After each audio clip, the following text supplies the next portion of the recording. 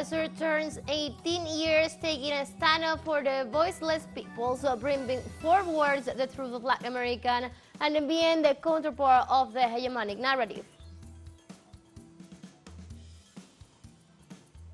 In Peru, social movements continue to protest against the government of Dina Boluarte, calling for Congress to be shut down and for early elections.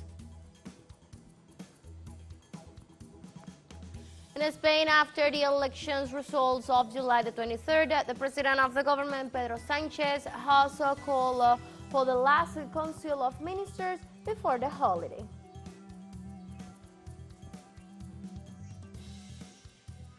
Hello, welcome to telesur, from the South. I'm Ana Marrero from the teleSUR headquarters in Caracas, Venezuela.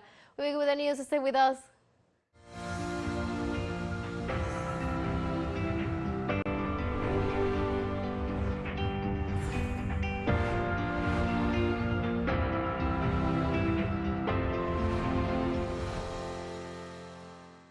And today, July 24th, teleSUR turns 18 years, taking a stand for the voiceless peoples, bringing forward the truth of Latin America and bringing the counterpart of the hegemonic narrative.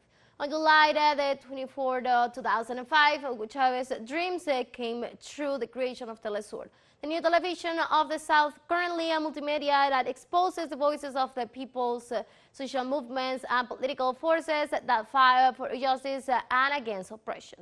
For 18 years, our agenda has focused on addressing the issues of Latin American integration, covering events that do not find space in other media, and showing them for the struggles of social movements, popular sector, leftist parties, and the right of indigenous people. The Cuban President Miguel Díaz-Canel Bermúdez congratulates the multinational TV broadcaster teleSUR on its 18th anniversary. On the social network Twitter, the head of state abroad, or North is the South. We already know it, but no one has said it so beautifully until July the 24th, 2005. Congratulations, dear teleSUR. teleSUR is the image and voice of the people in a struggle, the guardian of truth, the emancipating dream of Fidel and Chavez, which today turns 18-year-old, coinciding with the birthday of Venezuela's national hero, Simón Bolívar. In the framework of the 18th anniversary of the communication multi-platform, teleSUR Venezuelan Foreign Ministry recalled that Latin American media emerged from an idea promoted by Commander Hugo Chavez and Fidel Castro. Also, the Correo del Alba sends greetings and praises teleSUR's informative work that they emphasize is a voice for the people of America and the world. Among the multiple messages of congratulations and thanksgiving, the group know that in 18 years, teleSUR has challenged the media hegemonic and has maintained its commitment to truth and diversity. And to face contemporary challenges, teleSUR is taking on technological improvements and new platforms and its efforts to amplify the stories that others prefer to keep quiet. Details in the following report.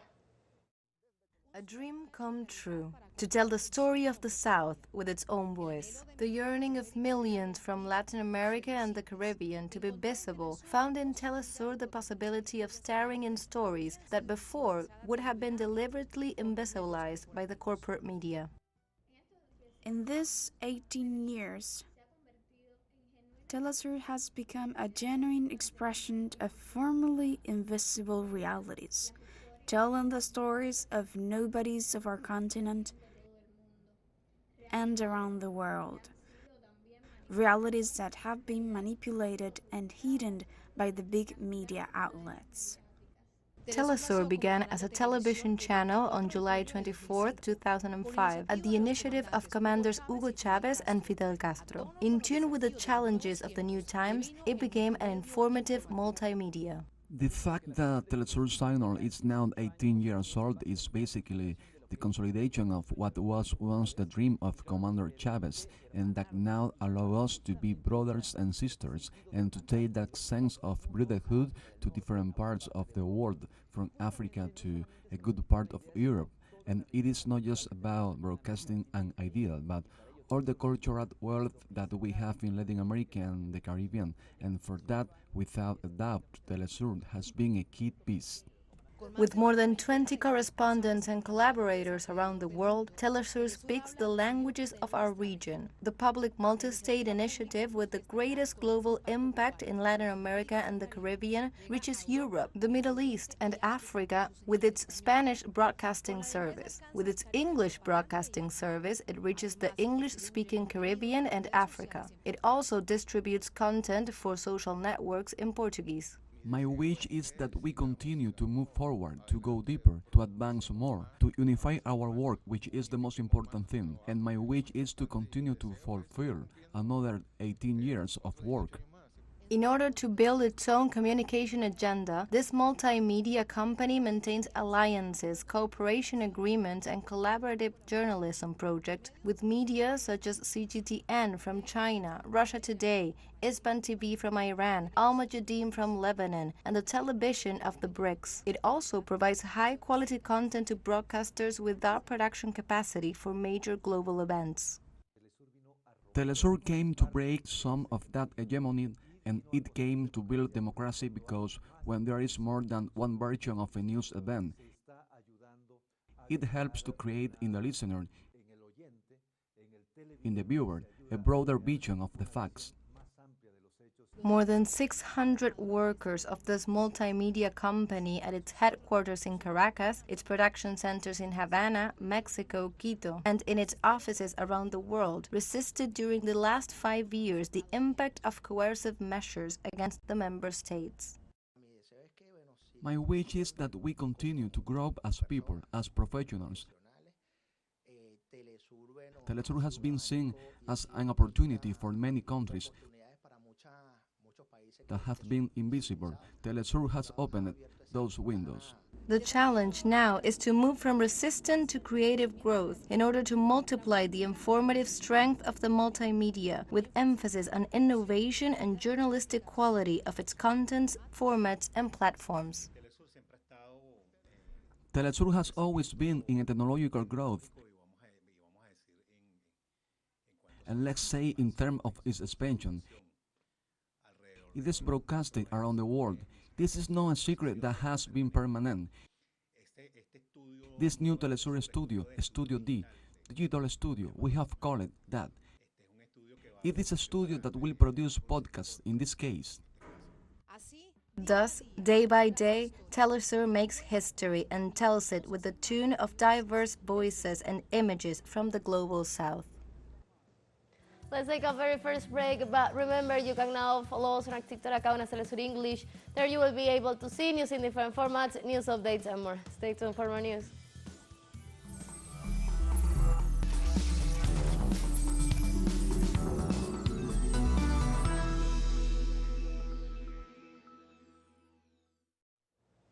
Welcome back to From the South. In Peru, social movements continue to protest against the government of Dina Boluarte, calling for Congress to be shut down and for elections. Scores of demonstrators are departing from Puno and other regions towards Lima, the capital. The head of the movement in Juliaca, Ernesto Flores, said that at recent assemblies with other regional leaders, they have agreed to hold daily demonstrations in Lima, which could be extended till the July 29th. The residents of the community of Santa Marta, north of El Salvador, denounced a strong military deployment in the area, which coincides with social mobilizations in favor of the environment and against mining. Through their network, social leaders and neighbors of the town in the province of Cabañas report a contingent of between 70 and 100 military personnel. The movements of Salvadorian armed forces began the occupation of Santa Marta on Saturday.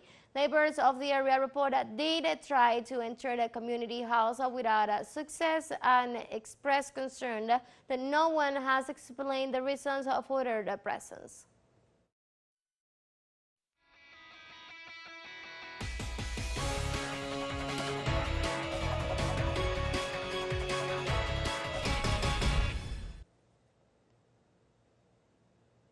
On Monday in Spain, with almost 97% of the total votes counted, the ruling party increases the chances of Pedro Sanchez's re-elections, while the right wing, despite winning more votes, does not have a majority to govern. The Popular Party obtained the largest representation in the parliament with more than 30% of the votes. However, the Socialist Party does almost the same amount of votes, while the Vox Party obtained the third place. In this sense, the party of Pedro Sanchez could be re-elected again by the parliament, while the right wing does not have much chances. In this context, the Prime Minister Pedro Sanchez has called on Monday the last Council of Ministers before the holiday break. On Tuesday, the Chief Executive will be at the head of the Council. Since it is not an acting government, some decisions are limited. For example, bills cannot be passed. This will be the last mention of the body as it stands when they met again on August the 17th to the court of the new legislature that should have already been constituted. The American presidents have expressed their opinions concerning the results of the general elections in Spain this past Sunday. Colombian President Gustavo Petro took to Twitter to express way to go. Spain's progressive forces are still on the fight. Meanwhile, Argentinian President Alberto Fernández congratulated incumbent Pedro Sanchez from the Spanish Socialist Party, PSOE, and called him dear friend. Although PSOE came in second with 122 seats, they have won 2 more parliament seats in the last elections, and through an alliance, they still have a chance to form a new government.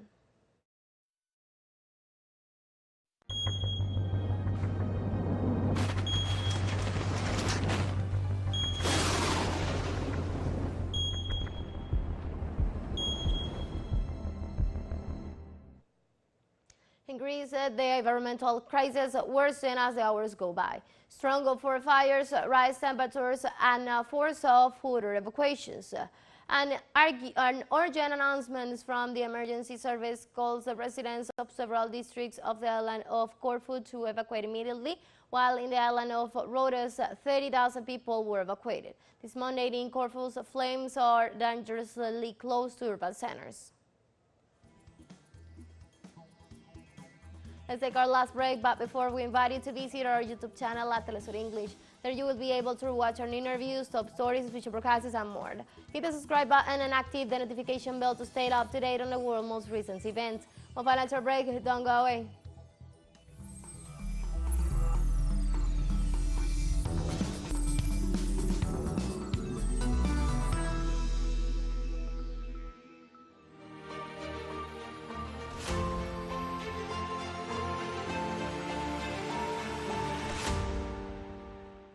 Welcome back.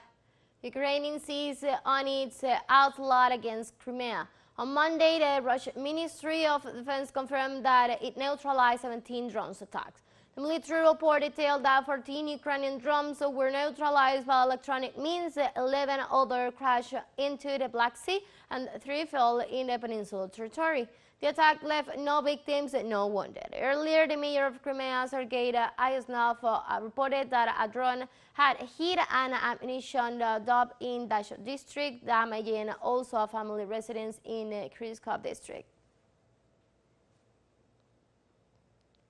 In Indonesia, at least 15 people died and 18 more remain missing after a ferry sank off the island of Sulawesi.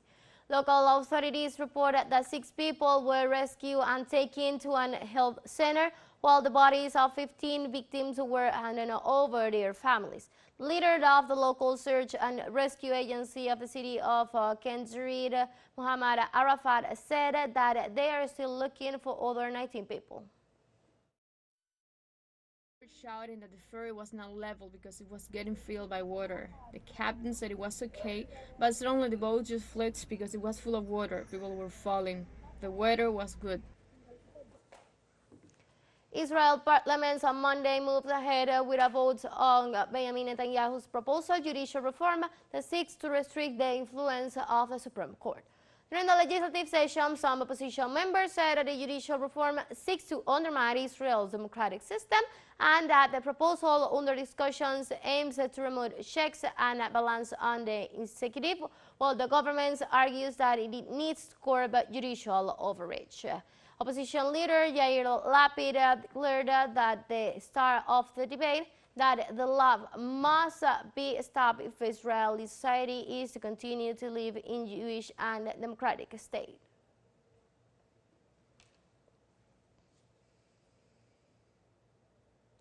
The Organization for Islamic Cooperation in Pakistan announced on Sunday that it has suspended the special envoy status of Sudan due to the discreditation of the Quran that was committed in the capital of the Scandinavian country.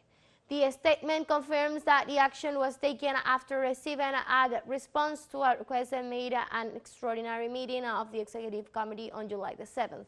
Secretary General of the Organization for the Islamic Cooperation responds to requests and accepted measures taken by some member states, calling on them to take the sovereignty decision they deem appropriate to express their position.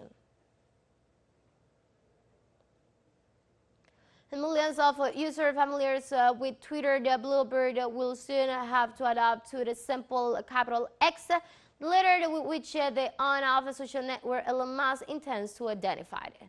This is what the TICAM said this Sunday on a platform. In a message, he indicated that they will soon say goodbye to the Twitter brand and little by little to all the little birds. This year, the millionaire South African businessman with U.S. and Canadian nationality launched an artificial intelligence company that he called Science, and then left him only with X, the owner of an aerospace company that they call manufactured laboratory that designs brain chips, and with plans to build a city in Texas. With the announcement of the change shortly after the debate of threats, the new Meta social network seems as a rival to Twitter.